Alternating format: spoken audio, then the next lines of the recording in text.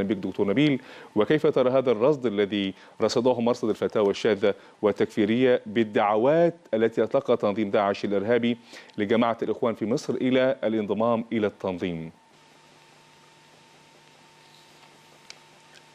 دكتور نبيل، هل تسمعني؟ معك يا أستاذ. أتحدث لحضرتك عن ما رصده مرصد الفتوى الشاذة والتكفيرية التابع لدار الإفتاء المصري عن دعوات تنظيم داعش الإرهابي للإخوان في مصر لكي ينضموا إلى التنظيم، كيف ترى ذلك؟ والله يا أستاذ الفاضل، هو تنظيم داعش بيوجه دعوات لجميع الجماعات بالانضمام إليه على أساس أنها كلها جماعات هو حكم عليها بالكفر، حتى أنه حكم على أيمن الظواهري زعيم القاعدة بأنه كافر. نعم. وطلب أعضاء تنظيم القاعدة والنصرة في سوريا بالانضمام إليه ومبايعة أبو بكر البغدادي. ويطالب جميع الجماعات في المغرب العربي والمشرق العربي وجميع دول العالم بمبايعة أبو بكر البغدادي، ولهم كتاب اسمه مد الأيادي لبيعة البغدادي. وكتاب آخر اسمه إعلام الأنام بميلاد دولة الإسلام. وفي الكتب دي هم المكفرين كل الجماعات سواء الرسمية أو غير الرسمية، ولا يعترفوا إلا بجماعة داعش. ولكن عامة جماعة الإخوان جماعة لا يمكن أن تنضم لأي جماعات أخرى، لأنها ترى أنها هي الأم لكل هذه الجماعات، وأنها هي المسيطرة وهي الأقوى وهي الأكثر تنظيما وهي الأكثر تاريخا وخبرة، وعندهم استعلاء شديد الإخوان. ولكن ممكن عدد من شباب الإخوان يقتنع بالفكر التكفيري وينضم لداعش. طب هل ترى أن هناك أيضا في هذه الدعوة ما يسمى بتبادل الأدوار ما بين داعش وجماعة الإخوان في مصر؟ لأن مثلا هنا الدعوة لانضمام جماعة الإخوان إلى تنظيم داعش، الإخوان في نفس الوقت يقوموا بتكفير قيادات الدواعش في الداخل والخارج. لا، هو ليس هناك تبادل للأدوار، لأن الإخوان لا يؤمنون بغيرهم، كما أن داعش أيضا لا تؤمن بغيرها. ولكن ممكن أن يقوم الإخوان بدعم التنظيمات التكفيرية كما حدث مع أنصار بيت المقدس في سيناء ومع خلية هشام العيسوي.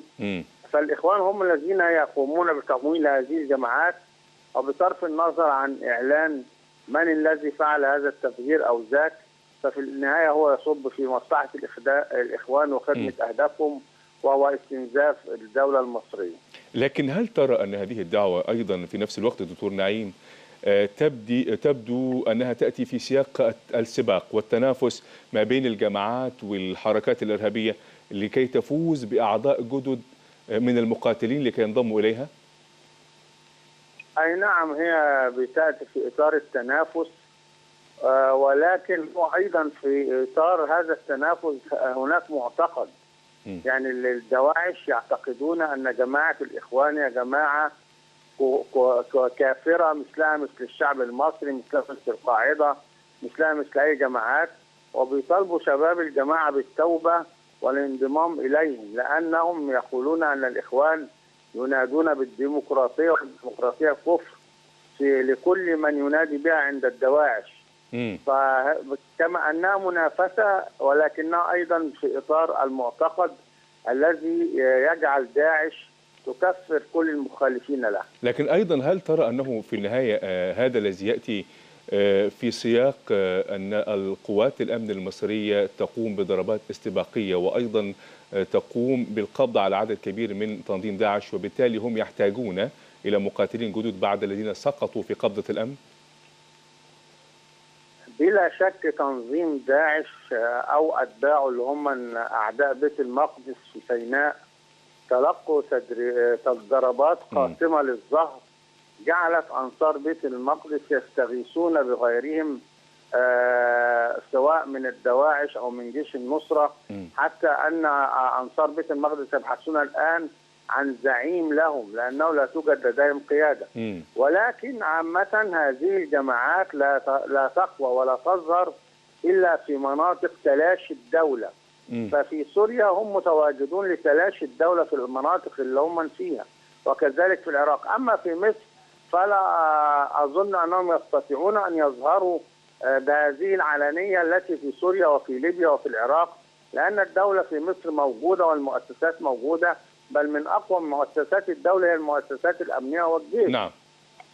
فهتكون ضرباتهم كلها عبارة عن تفجير سيارة أو تفجير أو وضع قنبلة هنا أو هناك. أما الظهور كتنظيم قوي على الأرض لا أظن أن نعم. يحدث ذلك في مصر. أشكرك جدا دكتور نبيل نعيم، الخبير في شؤون الحركات الإسلامية، كنت معنا عبر الهاتف.